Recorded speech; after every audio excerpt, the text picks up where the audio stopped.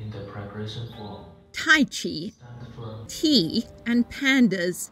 It's Chinese soft power on display at a new Confucius Institute in South Africa.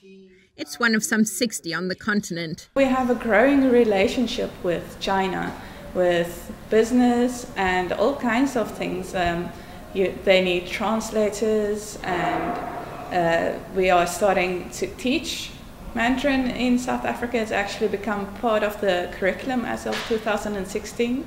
There's so many opportunities when you do Mandarin. In Africa, these institutes are welcome and growing.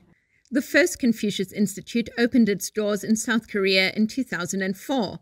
With the support of China's Ministry of Education, China says the institutes aim to promote Chinese language and culture. But the US and Britain say the centers spread propaganda. In 2020, the US designated the Washington-based Confucius Institute US Center as a foreign mission. More than 100 of the centers have closed on US campuses. European countries, including Sweden, Finland, Norway, Belgium and Denmark, have been closing Confucius Institutes at universities in recent years. In the decade leading up to 2022, China says it has built Confucius Institutes in 159 countries and territories, with some 500 Confucius Institutes around the globe. The institutes mainly operate within local universities and with sister universities in China. Almost all the universities are sponsored by the Chinese government. So if you don't want to do anything with the Chinese government, then you can't collaborate with the universities in China. Liren Zheng, co-director of the Confucius Institute at the University of the Western Cape, is referring to critiques, mainly from the West, about these institutions.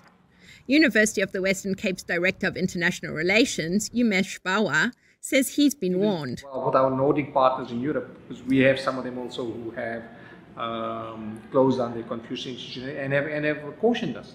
Be careful about this as being a Trojan horse. Some academics warn the institutes interfere with free speech, where some faculty may even self-censor on topics critical of China. The Chinese government tends to be very, very unified and quite kind of proactive in its messaging, particularly around issues like Taiwan and Tibet. So, I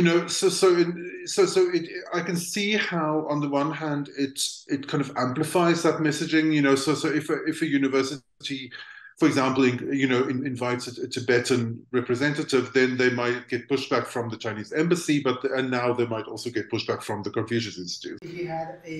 Zheng says the concerns are unfounded. When we have a Confucius Institute, we would have a local co-director, and the local co-director would have control of all the curriculum and the activity, the events.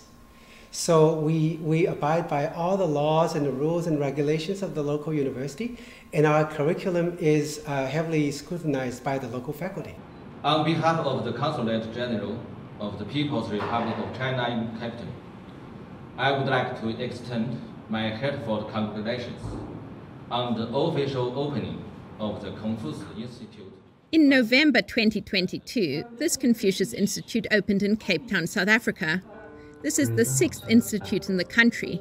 Western concerns about the Chinese institutes don't necessarily apply to the University of the Western Cape, says Bawa. We're very clear about what partnerships we make, and like everything else, we be cautious. We don't do partnership with people who do not share our values.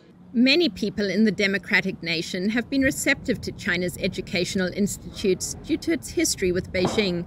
China supported many black liberation movements against colonialism and white minority rule, which led to discrimination and racial segregation during much of the 20th century. The Confucius Institute partnership is one with the Chinese universities, and it was a government program to be able to have a space where they would be able to do conversations on policy, conversations on friendship and on culture, and an appreciation of that. Now, with South Africa, we know that it's really, really important.